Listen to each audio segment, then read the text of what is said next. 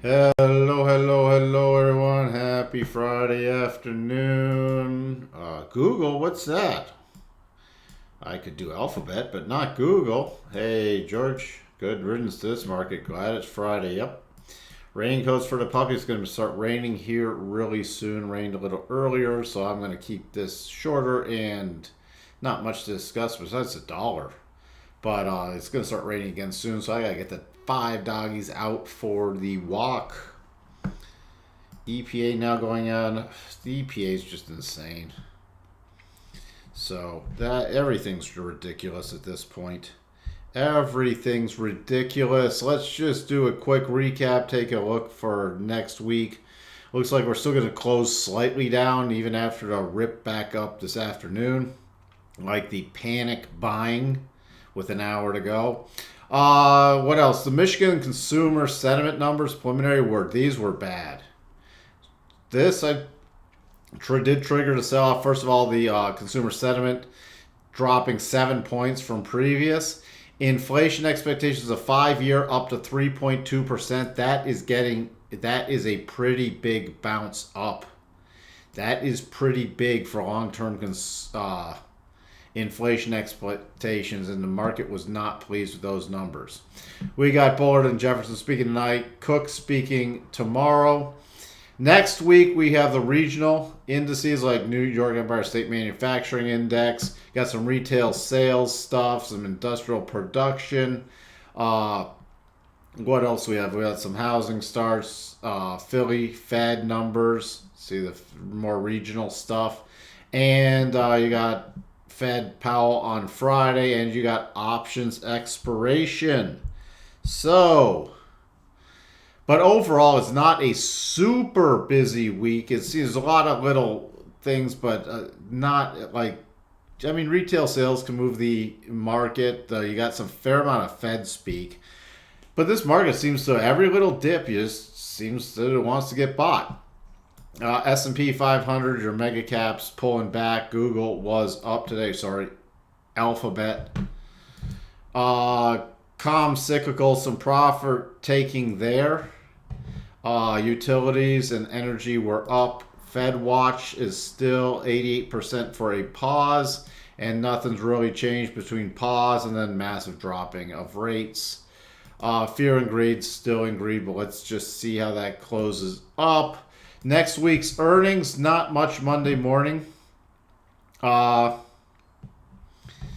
see. The big ones, Tuesday, Home Depot. That's pretty big. So that's your biggest on Tuesday. Wednesday, you got Target. After the close, you got Cisco. Thursday, you got Walmart, Alibaba, and Walmart. And Applied Materials after the close on Thursday. So you still have some stragglers, and a couple of these could be market moving. And then John Deere to close out the week next week. So technically, remember, cycles rolled over, and we've had 2 down weeks. It just hasn't lost a lot of ground. We're back to the big up week at the end of March, the same closing area. So we've wiped out essentially April and part of May. But we still aren't anywhere near a bottom in terms of cycles. You can see the NASDAQ. The NASDAQ is still up for the week. The Dow is down. So 2 weeks down in the Dow also with the double top triggered. And the Russell still is rolled over. This is about 3 weeks down, but it could easily run lower for the next little bit. So that's where we sit, but still in this consolidation pattern with the S&P. Again, the mad panic buying in the afternoon. Decent sell-off, and then again around 1:30 going into 2, your mad panic buying. And NASDAQ, pulling back and still closing above the last little prior breakout zone, tapping the daily rotation zone. Down, closed, but still up, strongly up for the week. Hey, options 22. Good afternoon, Sterling. You can't call it a fake bounce. It's a real bounce. It's not fake. I guess you can call it whatever you want, but it's a real bounce. You just have it's still buy the dips or close everything down. Nobody wants to be short this market. So that's where that stands. The pretty much the biggest news for today, dollar index. The dollar wrecking ball could be back. So you see on the weekly, solid reversal. Solid reversal right here. You see something that was almost a weekly percent B buy. This I'm really watching for a reconnect with the other side and then potentially higher, but 102.91 is the next target area to 103.28. But this is a very strong reversal in the dollar. So we could see with cycles at the bottom, we could see a multi-week up pattern in the dollar index. And the dollar, when it gets stronger, can cause a lot of other carnage. Crude was hanging in there and then rolled over at the end of the day, so continuing its pullback, and cycles aren't at the bottom yet. Gold still in consolidation. Silver continued its sell-off down 122 basis points, but not to the first target of the double. And also silver confirming the double not only in the daily, but with the weekly close. Japanese yen triggered the double bottom today. And technically triggered a percent B buy. So, watching for some follow through. And my first, even though the 136.45 is the first target for stop reduction, really focused on this second target with to reconnect with the 200 now. So, you got the nice little setup. And then the triggered move today. Bitcoin breaking down, officially triggering this mess of a pattern. Whether you call it a super sloppy head and shoulders, or this area is technically qualified for a double, but it's lower probability because of the flat area. It doesn't really matter. They're virtually the same targets. So we'll watch for continued pullback in that. Tesla, strong reversal, gap fill, and then still holding the bottom of the channel. The new CEO for Twitter formally announced today, so we'll see how that plays out. Google or Alphabet, there's not much change. The next key area, anywhere in here, it's holding up against the 50%. Very overbought on a daily. Overbought on the weekly. So, my next targets, we don't have a great pausing bar yet. We don't have a great pausing area yet, so I would utilize about 123.25 and then major 126.36 should this continue. The area 115 is key for support because if you start breaking down below 115, you have a gap fill and it is very overextended from the daily rotation zone. What did you see, Sterling Frog? Yeah, that triggered on the weekly too. So, that double. Can we watch for a pullback in Frog? But your daily gave you a couple days to get into it, and then it's popped up. By the way, when something gets this close on a Friday, I normally just raise my stop anyways when it's that close to the first target.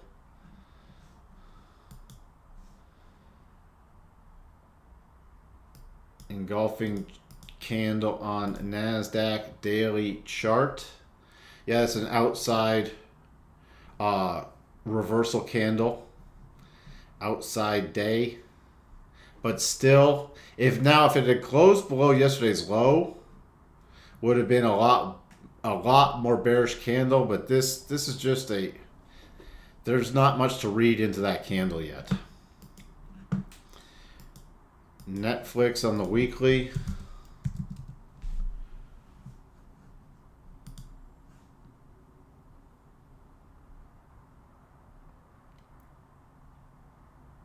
Potential inverse head and shoulders. How are you getting an inverse head and shoulders on the weekly for Netflix? I mean, almost going to be, if it breaks down, almost a sloppy head and shoulder, a regular sloppy head and shoulders. I do not see an inverse there at all, because this can't be shoulder, head, shoulder. So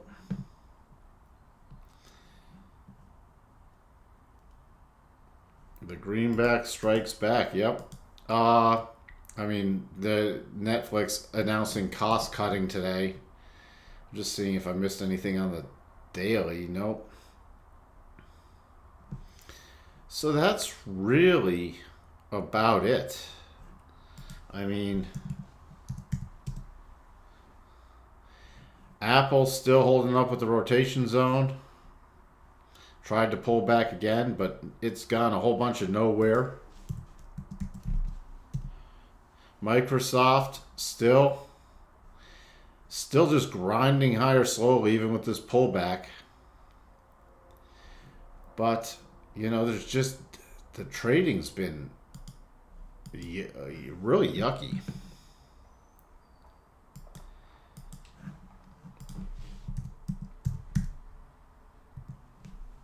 All-time high? It could. You got earnings coming up. So I mean, that's what's going to depend on earnings. Other than that, I mean, if you're looking for your next minor upside targets, I'd be looking at first 206.83, then 210.21, and then the all-time highs. Go back further on Netflix.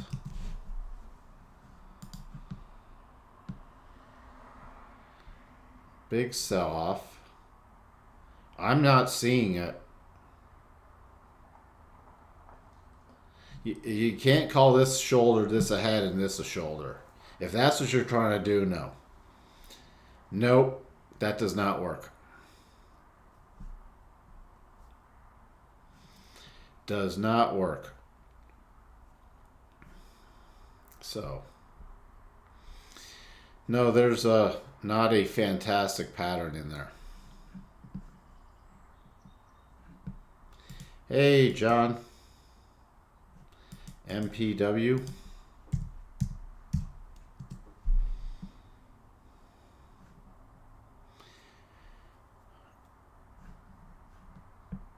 Well, you're now in double bottom territory, it looks like, at least. Or I should say potential double bottom territory. Yep. But until that triggers, I wouldn't be, unless there's another front run pattern, which there's obviously not yet. Again, the double would be lower probability. It's against the rotation zone. And it would need, because it's sloppy on the day, I'd need a weekly close above there. But other than that, that's your only potential. And it just broke back below key support that was trying to form today. And that brought it into double territory. But unless that triggers, I wouldn't be... Unless that triggers, or we get down here and get another pattern against key support, there's nothing bullish on this chart yet. There's nothing bullish yet. Especially if you take a look at the bigger picture. I mean, you take a look at this. You had some pretty major support right in here. You see this? Support, support, support. Then it made a higher level than that. And look where it broke all that. Bounced up into it. And rolled over. So I need a more substantial, like this, you know, it could be worth a shot if that were to trigger. But, I mean, this, considering it broke major support back from May 11th, in 2011, it's got to do some work. It's got to do some work. Now, it does have a nice dividend yield, and the P to E is not bad. But I'd have to take a look at what's really going on behind the scenes from a fundamental standpoint, or wait till a technical pattern triggers. So if you're looking from a dividend perspective, I'd be watching these most recent lows to see if it's how it reacts down here.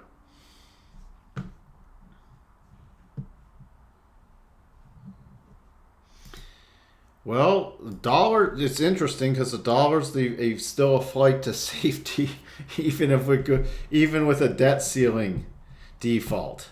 Now, the dollar, if it keeps ripping, can have a negative effect on gold.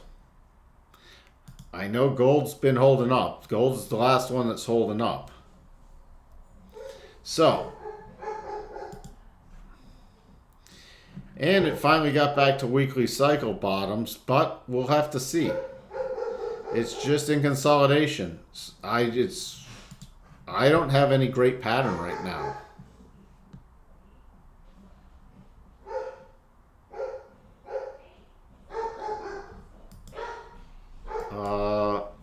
Let's see. Had a stockbroker pitch AWK.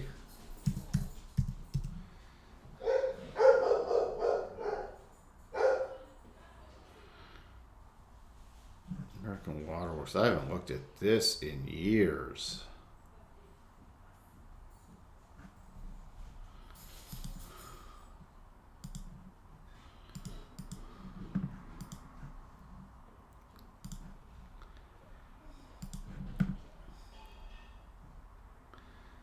It's the double's technically over because it hit the stop production level, which remember it either needs a close above the 62.5 or a trade through to 75. It traded through to 75 today, so the double's technically off.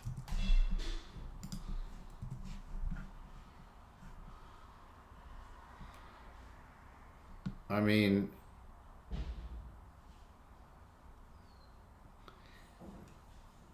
I personally don't like the chart. It's just in a major consolidation. I'd be more interested after another sell-off on this thing, because your dividend will go up. But right now, it's just in a consolidation. I don't personally have any. That's just a chart I go, and I'll wait for something else. I see lots of insider buying on PRCH, but the chart looks ugly, pretty good fundamentally.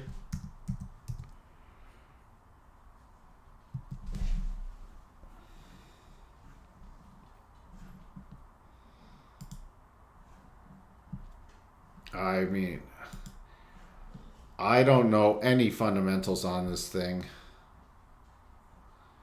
Just glancing at it, I mean, it's got no P to E ratio. Then that's an ugly chart. Could it be trying to form a bottoming formation? Yeah.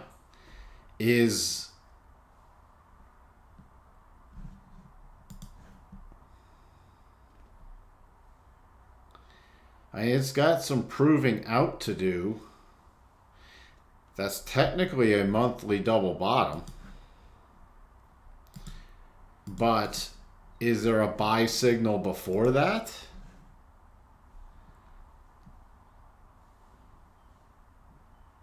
I'd at least have to wait until some of these rotation zones got out of the way, which is going to take a little time.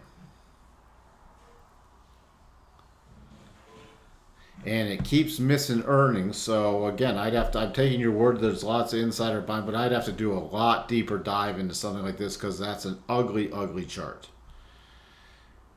At least before I get at all interested in it, I'd have to have it get above this,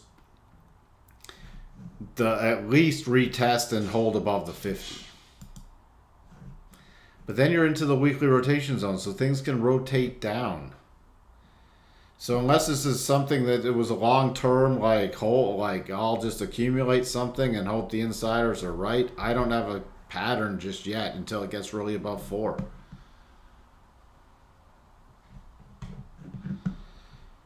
Yeah, the world does have a major debt problem. Is a reset coming? Well, I think so, but it doesn't seem to be here yet.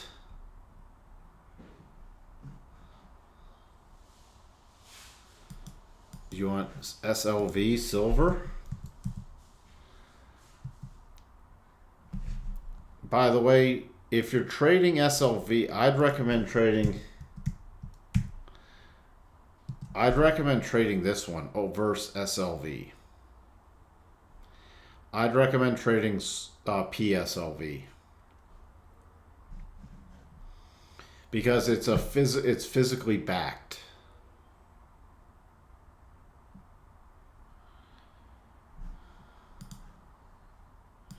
And at this point, I'd be watching for a little more of a pullback.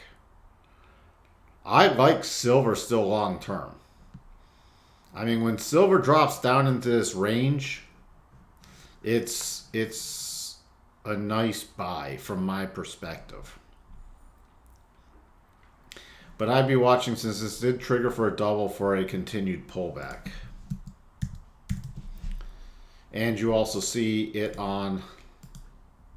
Here's your SLV, almost the first stop target. So if you're trading this, I'd be looking at right in front of 21 or about 21.50. So I'd be watching the daily charts down here at some key levels to see if we get any bounce play set up.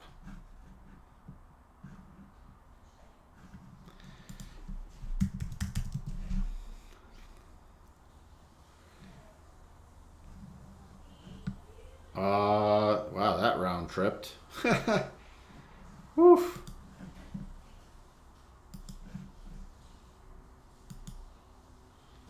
Wow.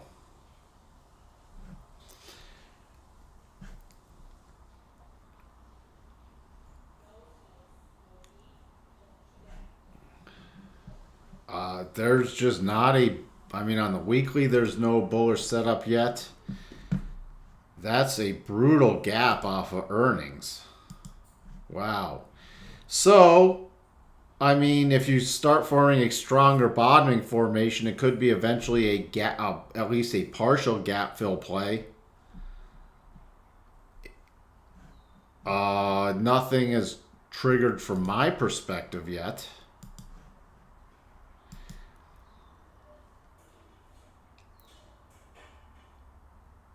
So, I mean, I'd use also, if you're trying to do a partial thing, I'd be using these harmonic levels.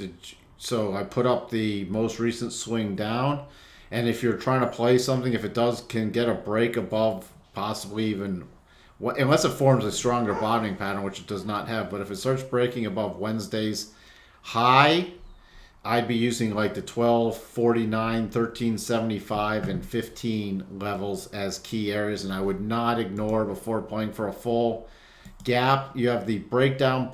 You have the breakdown level right in front of the 62.5. Other than that, it does not have a strong bottoming formation yet.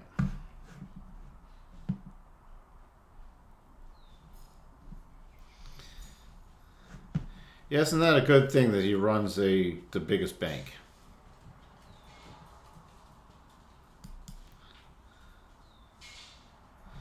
I just saw that. Any chance Cisco hit all-time high again? I still know people who've owned Cisco, and it's why I always, whenever I see Cisco earnings, I mean, I still know people who are holding above $70. That's not even the all-time high. They're holding for above 70. Could it get there? I mean, it's trading fairly valued right now. So I'm not saying it can't get back there. They were getting close. But nope. Still holding. Could it? Eventually, yeah. Do I see anything on the chart that says it's going to happen anytime soon? Not in this environment. And it's trading pretty fairly valued. So, I mean, this thing, when it does drop, it actually gets into dividend play territory on pretty decent sell-offs. Because that's, as the dividend yield climbs up closer to 5%, it gets a lot more interesting. So I like to watch this for sell-offs. But, gee. Oh, still holding. This is like, you got to take into account the cost of money. Since May of 2000, so that's just 23 years. I'm still holding out. I still want to get back to break even. Well, you know what? You need way more than break even at this point because you've wasted 23 years of holding on to a stock. Well, you collected some dividends. I'll have to give you that. You've collected on dividends. So probably if you bailed on the last major run up, you might have broken even based off dividends. You probably did break even off dividends.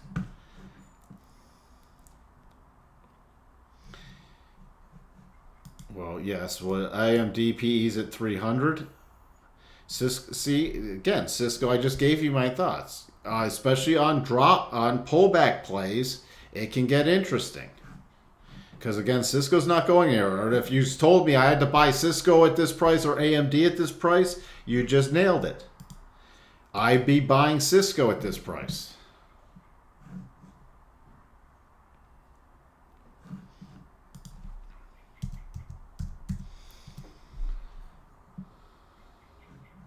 Yeah, Intel is just... I want Intel to drop again.